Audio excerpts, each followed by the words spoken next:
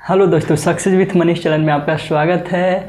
और आज पढ़ने वाले हैं नदी तंत्र के बारे में। उसके पहले हम नदी तंत्र के बारे में पढ़ने वाले हैं। उसके पहले हम अपवाह तंत्र और उसका प्रतिरूप जाने, यानी उसके प्रकार, यानी किस किस तरह से नदियाँ बहती हैं। यानी कहने का मतलब है कि जो एक नदी वैसी है जो पर्वत निर्माण से पहले से बह रही है, एक नदी वैसी है जो पर्वत निर्माण के बाद से बह रही है।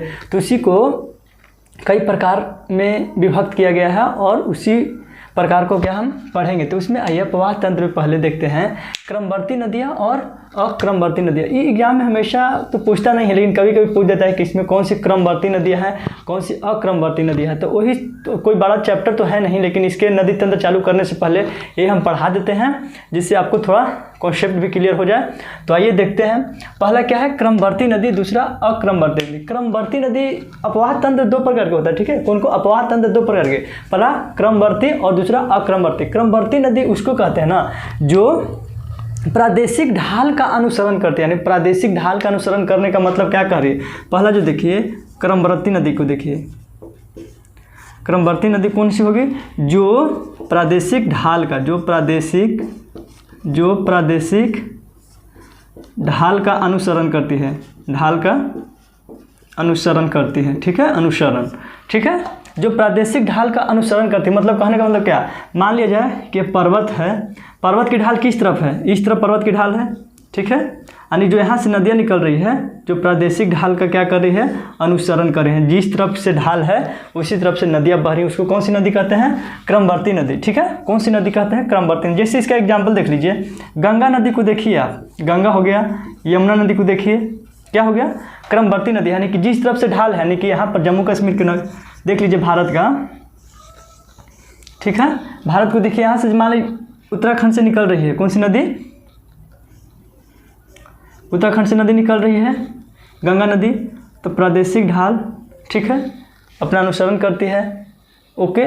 उसके बाद है यमुना नदी, यमुना नदी भी वैसा ही अनुसरण करती है। आपको पिछले क्लास में बता दिए थे ना कि मालवा का पठार, बुंदेलखंड का पठार जो है, ठीक है, उसमें बताए थे आपको कि जो भारत की जो ढाल है इस तरफ से देखिए, यानी कि जो ये पश्चिमी ढाल है ना, पश्चिमी ढाल के किस तरफ ढाल है, पश्चिमी घाट का किस तरफ ढाल है, तो पूरब की ओर है। और यहाँ से जो विंध्य पर्वत बताए थे, विंध्य श्रेणी का जो पर्वत बताए थे, उसका ढाल किस तरफ था, उत्तर की ओर था, इस तरफ, ठीक है।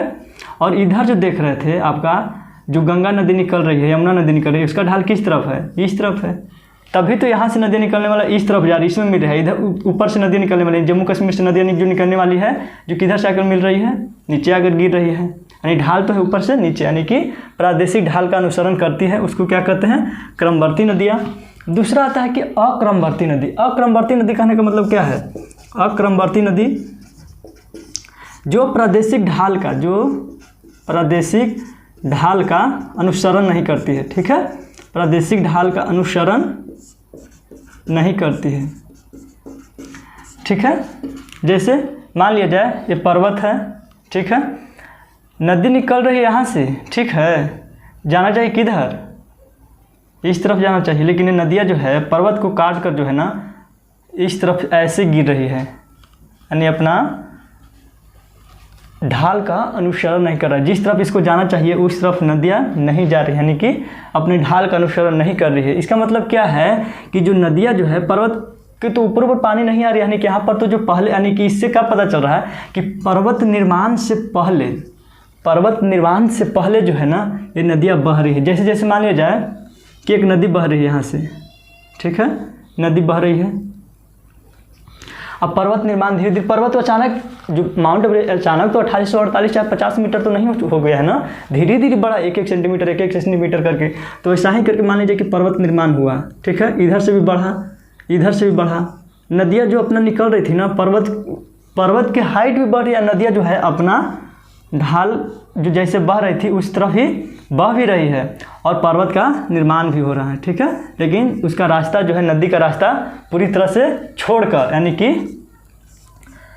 इसीलिए कौन सी नदी हो गया ये, अक्रमवर्ती नदी, जो प्रादेशिक ढाल का अनुसरण नहीं करती। जैसे एग्जाम्पल, जैसे देख लीजिए सिंधु नदी को देख लीजिए, सिंधु को देख लीजिए, ब्रह्मपुत्र को देख लीजिए, ठीक है, ब्रह्मपुत्र नदी को देख लीजिए, फिर सतलज को देख लीजिए, ठीक है। जैसे सतलज को यहाँ से देखिए, यहाँ पर सतलज को देख लीजिए,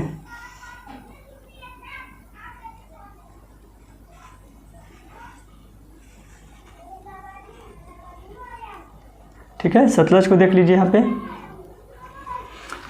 सिंधु नदी के यहाँ से देखिए, तिब्बत से सिंधु नदी निकलती है। यहाँ पर आपको बताए थे कौन कौन, ट्रांस हिमालय, काराकोरम, लद्दाख और जास्कर, यानी पर्वत बहुत ऊंची ऊंची है यहाँ पे। लेकिन सिंधु नदी जो है ना, इसको काट कर, काराकोरम, लद्दाख को काट कर जो है इधर आके गिरती है, कहाँ, अरब सागर में।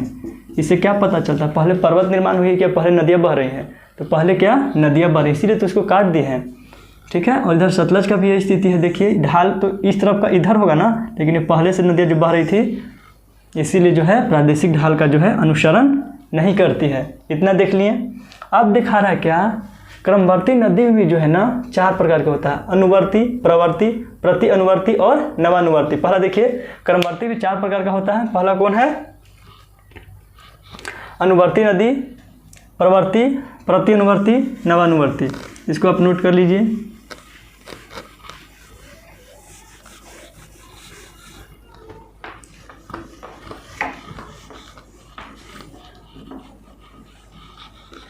इसके बाद नदी तंत्र चालू करेंगे। हर नदी तंत्र के बारे में पढ़ेंगे, गंगा नदी तंत्र, यमुना नदी तंत्र, उसकी सहायक नदियाँ के बारे में, पश्चिमी दक्षिणी भारत की जो नदियाँ, प्रायद्वीपीय भारत की नदियाँ, अरब सागर में गिरने वाली नदी के बारे में बताएंगे, बंगाल की खाड़ी में गिरने वाली नदी, हर एक एक नदी के बारे में पढ़े, बहुत डिटेल से नदी चैप्टर पढ़ाएंगे। बस इसको आप समझ लीजिए, छोटा चैप्टर है ये। देखिए अनुवर्ती नदी क्या है, मान लीजिए कि क्रमवर्ती नदी कहते किसको है, जो प्रादेशिक ढाल का अनुसरण करती है। एक नदी मान लीजिए जो प्रादेशिक ढाल का अनुसरण करती है, जैसे मान लीजिए यमुना नदी, ठीक है। कौन सी नदी, यमुना नदी, जो प्रादेशिक ढाल का अपना अनुसरण कर रही है, ठीक है। इतना समझ गया। इसमें कह रहा है क्रमवर्ती नदी में कि 4 प्रकार का होता है, जिसमें समझाना है कि अनुवर्ती नदी क्या होती है, प्रवर्ती नदी, प्रति अनुवर्ती और नवानुवर्ती नदी क्या है। इसको मान लीजिए पहला जो प्रादेशिक ढाल का अनुसरण करती है, उसको मान लीजिए कौन सी नदी, अनुवर्ती नदी। यमुना को कौन सी नदी, अनुवर्ती नदी। अनुवर्ती नदी मानना क्या, अनुवर्ती नदी है ही, ठीक है, अनुवर्ती नदी। इसमें कह रहा है कि अनुवर्ती, प्रवर्ती और प्रति अनुवर्ती, नवानुवर्ती। जो अनुवर्ती नदी में आकर मिलती है, मान लीजिए यहाँ से पिछले बारे में बताया था कौन सी नदी यमुना में आकर मिलती है, चंबल नदी।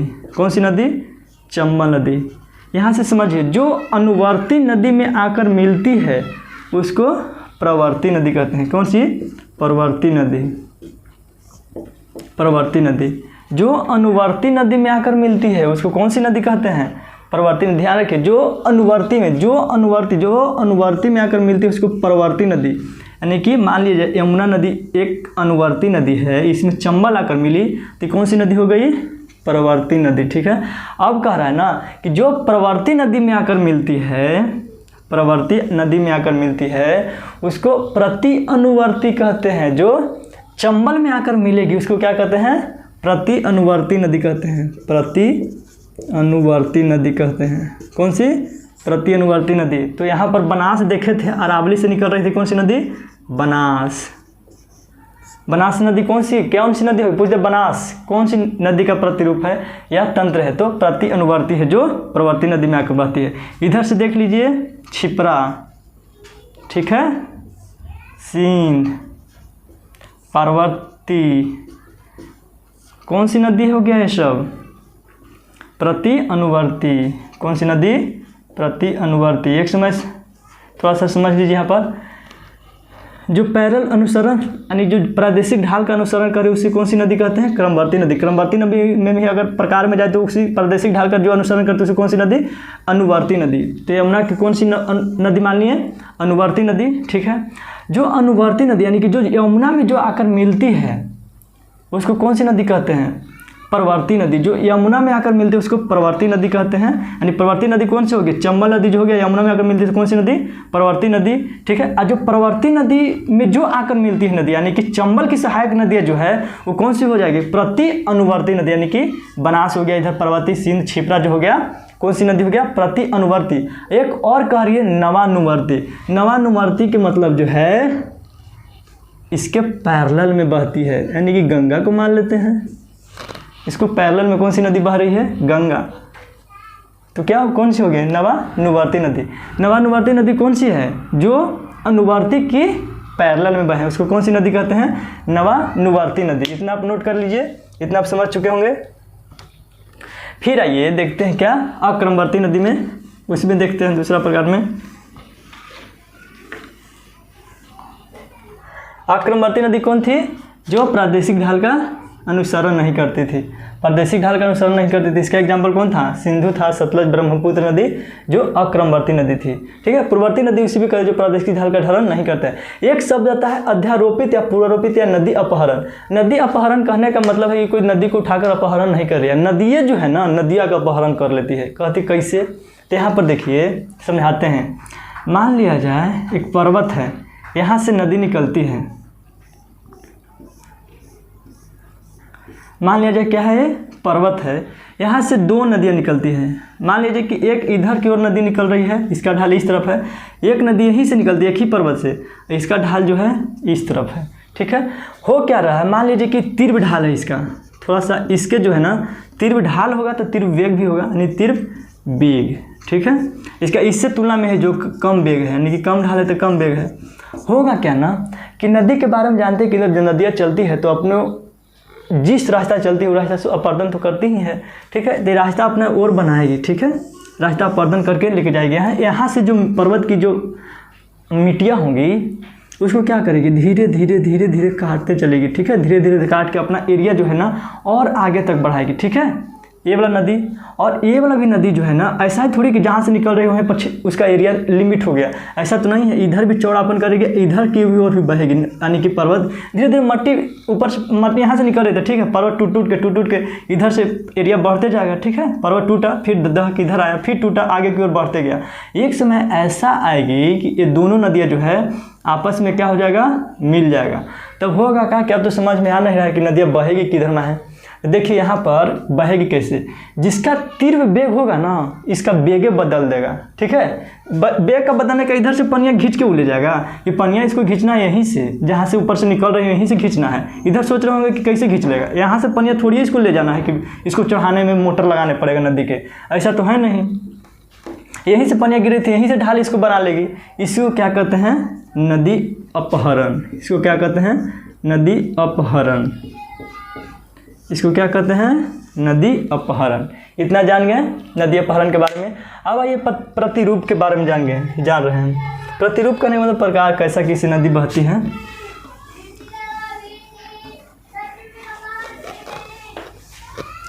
यहाँ पर देखिए प्रतिरूप में पहला देखिए जालीनुमा है।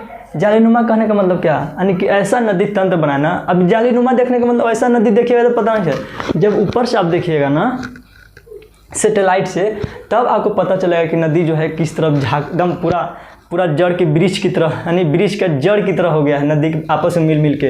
अगर सैटेलाइट से अगर फोटो लेते हैं तो उसी का जो है ना अलग अलग प्रकार दे दिया है। जैसे जालीनुमा देखने में लग रहा है जैसे जाली जाली करके दिया हुआ है। जैसे यहाँ पर देखिए अनुवर्ती नदी बताए थे। ठीक है, प्रवर्ती सिंह, जिसमें अनुवर्ती नदी जो अनुसरण ढाल करते हैं उसमें जो आकर मिलती है उसको प्रवर्ती नदी कहते हैं। जैसे सी भूमि की नदियाँ,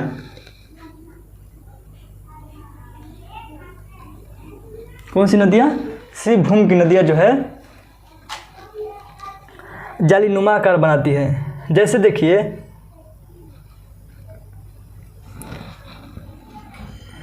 गंगा के भी देख लीजिए। जैसे गंगा यहाँ से निकलती है उत्तराखंड से तो बहुत से आकर मिल जाती है, चंबल आकर मिल जाती है।